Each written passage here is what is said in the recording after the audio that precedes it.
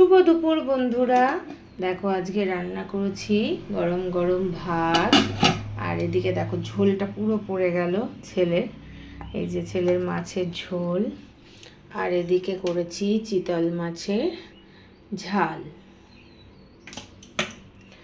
আর করেছি এই যে ডাঁটা দিয়ে আলু দিয়ে বেগুন দিয়ে সমস্ত কিছু দিয়ে একটা তরকারি।